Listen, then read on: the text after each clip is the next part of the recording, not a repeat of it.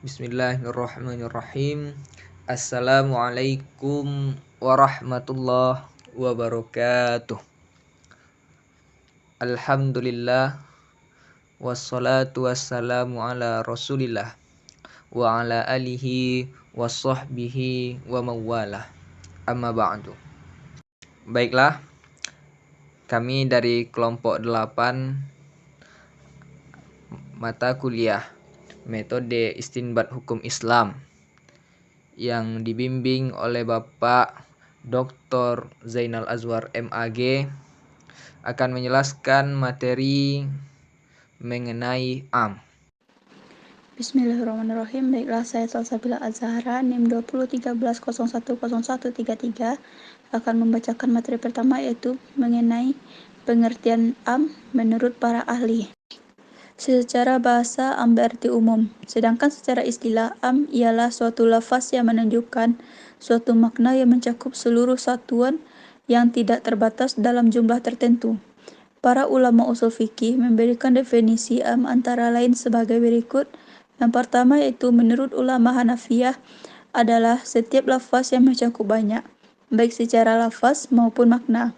Yang kedua yaitu menurut ulama Syafi'iyah, di antaranya Al-Ghazali adalah suatu lafaz yang dari satu segi menunjukkan dua makna atau lebih.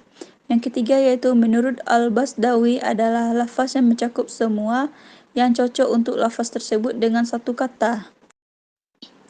Ruang lingkup AM. Setiap lafaz atau kata mengandung dua lingkup pembahasan yaitu yang pertama yaitu lafaz itu sendiri yang tersusun dari huruf-huruf, yang kedua makna atau arti yang terkandung dalam lafaz itu. Para ulama usul membahas persoalan tentang lafaz am dalam konteks apakah berada dalam lingkup atau lingkup makna.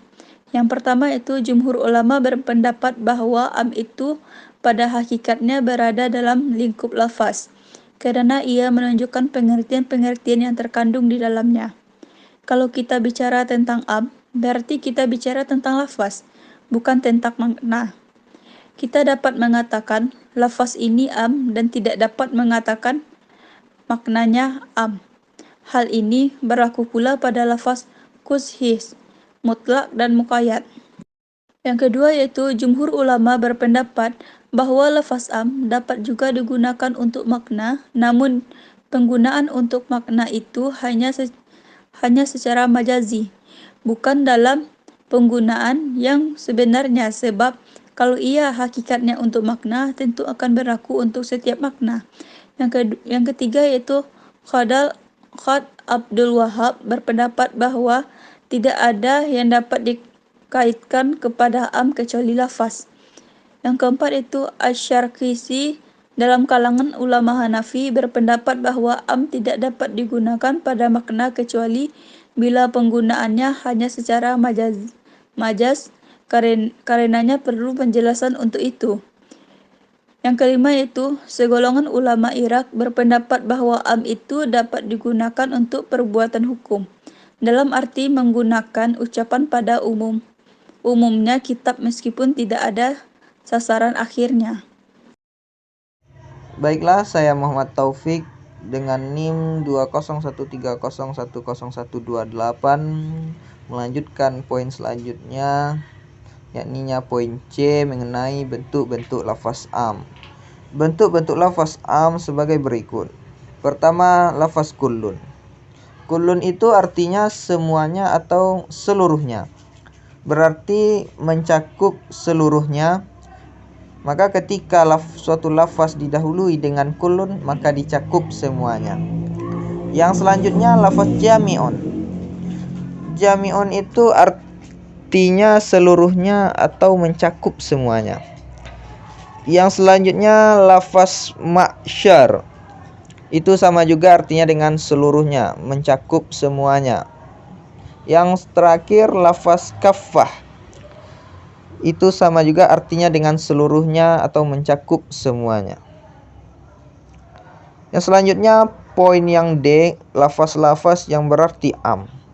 Seperti yang dikatakan di atas, lafaz-lafaz yang berarti am yang pertama adalah kullun, jami'un, kaffah, dan ma'syara. Contoh kullun ialah kullu nafsin dha'iqatul maut. Tiap-tiap diri merasakan mati. Quran Surah Ali Imran ayat 185. Yang selanjutnya contoh jami'un.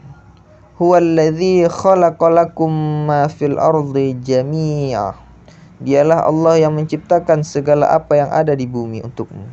Quran Surah Al-Baqarah ayat 29. Yang selanjutnya contoh kaffah. Wa ma arsalnaka illa kaffatan linnasi basyiran wa nadhiran walakinna aktsaran nasi la ya'lamun. Dan kami tidak mengutus engkau Muhammad melainkan kepada seluruh manusia sebagai pembawa berita dan sebagai pemberi peringatan, tetapi kebanyakan manusia tidak mengetahui.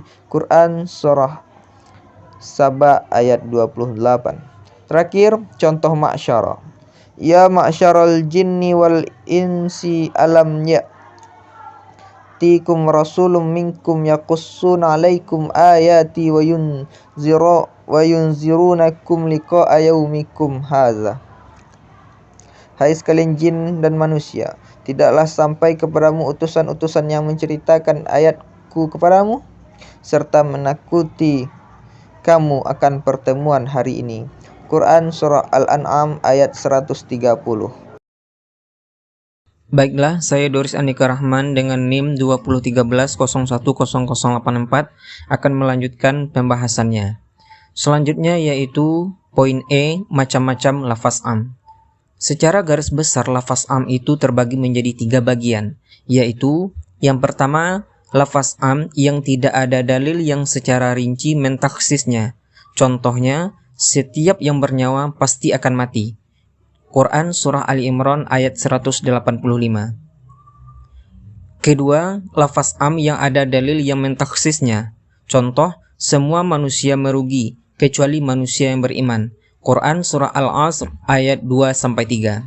Yang ketiga, lafaz am mutlak yang tidak ada ditemukan nas secara pasti, baik mentakhsisnya ataupun tidak mentakhsisnya. Contoh, haram memakan semua sembelihan yang tidak disebut nama Allah. Quran Surah Al-An'am ayat 121. Selanjutnya poin F, dilalah lafaz am. Menurut ulama Malikiyah, Syafi'iyah dan Hanabilah, bahwa dilalah am mutlak itu zonni dilalahnya. Artinya, dia belum dapat diamalkan atau ditemukan takhsisnya. Contoh, hanya sembelihan orang Yahudi dan Nasrani yang tidak menyebut nama Allah yang haram sembelihannya. Sedangkan menurut ulama Hanafiyah bahwa am itu qat'i dilalah, harus diamalkan langsung karena penunjukan maknanya. Contohnya, semua sembelihan yang tidak disebut nama Allah hukumnya haram, baik penyembelihannya orang muslim atau selain orang muslim. Baiklah, itu pembahasan tentang am. Sekian, terima kasih.